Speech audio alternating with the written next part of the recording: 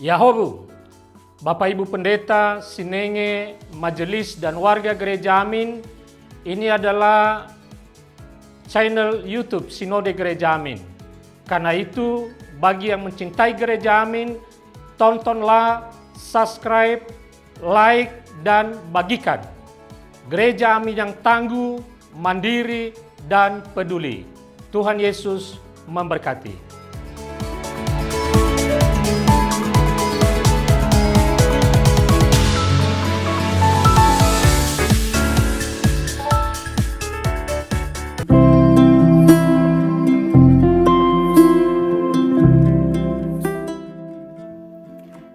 Jumpa kembali dalam acara TFC. Kali ini kita akan menyimak tulisan dari Pendeta Aib Septianto dalam buku renungan Teens for Christ yang berjudul The Wounded Healer, berdasarkan 1 Tesalonika 2 ayat 1-2.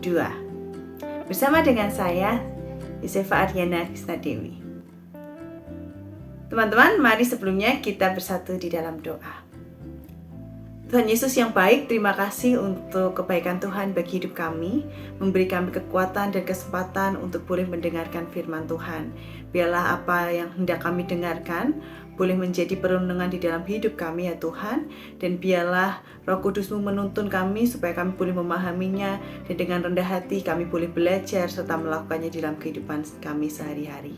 Inilah doa kami ya Tuhan Yesus Kristus, di dalam nama Tuhan Yesus Kristus kami bersyukur. Amin.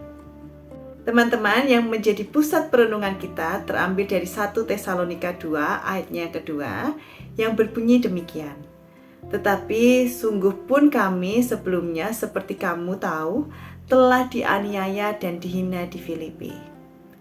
Dan seterusnya. Teman-teman, Henry Nouwen adalah seorang pastor dan penulis lebih dari 40 judul buku spiritualitas Kristen. Salah satu bukunya berjudul The Wounded Healer, yang diterjemahkan menjadi penyembuh yang terluka. Dalam buku ini, Nouwen menekankan bahwa tiap orang, pelayan maupun yang dilayani, memiliki luka hati.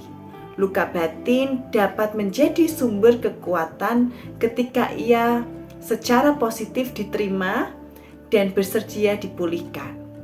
Nouwen menulis, pelayanan kami tidak akan dianggap autentik kecuali jika datang dari hati yang terluka oleh penderitaan yang kami bicarakan. Penyembuh yang paling efektif adalah penyembuh yang tidak hanya terluka, tetapi mampu menyadari dan mempraktikkan ruang di mana luka itu sendiri digunakan dalam pelayanan dan penyembuhan terhadap sesama. Paulus adalah seorang pelayan yang hidup dengan berbagai luka trauma. Surat 2 Korintus 11 ayat 23-27 menuliskan tentang berbagai penderitaan Paulus. Paulus adalah seorang pelayan yang hidup dengan berbagai luka trauma.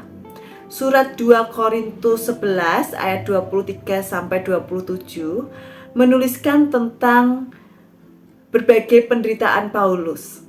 Dia kerap berada di ambang maut. 5 kali disesat orang Yahudi, masing-masing dengan 39 pukulan, dilempari batu, mengalami keram kapal, terkatung-katung di tengah laut, kelaparan, kedinginan, dan kekurangan pakaian. Semuanya itu dialami Paulus ketika ia berkeliling dari satu daerah ke daerah lain untuk memberitakan Injil. Bahkan ketika menuliskan surat ini, Paulus berkisah bahwa sebelum kedatangannya ke Tesalonika, ia telah mengalami penghinaan dan penganiayaan di kota Filipi. Surat Filipi juga mencatat bahwa Paulus dipenjara dan menghadapi sakit yang parah pada saat ia menuliskan suratnya. Namun, semua penderitaan itu tidak lantas membuat Paulus patah semangat. Sebaliknya, ia terus memberi diri melayani dan menguatkan jemaat Tuhan yang juga sedang hidup dalam penderitaan. Teens, Di dalam ketidaksempurnaan, mari kita saling memulihkan. Komunitas yang bertumbuh dimulai ketika hadir ruang percaya untuk saling berbagi kisah. Demikianlah firman Tuhan, mari kita merenungkannya di dalam doa. Tuhan Yesus yang baik, terima kasih untuk firman Tuhan yang telah kami dengar. Kami diingatkan bahwa di dalam kehidupan kami ada luka dan juga trauma. Tetapi luka dan trauma itu tidak lantas membuat kami menjadi menyerah maupun terpuruk Tuhan. Melainkan luka dan trauma itu dapat menjadi kekuatan kami untuk senantiasa melayani Tuhan. Melayani umat Tuhan yang ada di sekitar kami. Biarlah Tuhan di dalam proses pemulihan kami pun boleh menjadi berkat untuk orang-orang melalui apa yang boleh kami alami, sehingga mereka pun dapat merasakan pemulihan dari Tuhan. Inilah doa kami ya Tuhan Yesus Kristus. Berkati kami remaja-remaja Tuhan, supaya kami hidup di dalam firman Tuhan. Di dalam nama Tuhan Yesus Kristus kami telah berdoa. Amin. Demikianlah perenungan firman Tuhan hari ini. Jangan lupa di like, di share, dan juga di subscribe ya teman-teman. Tuhan Yesus memberkati.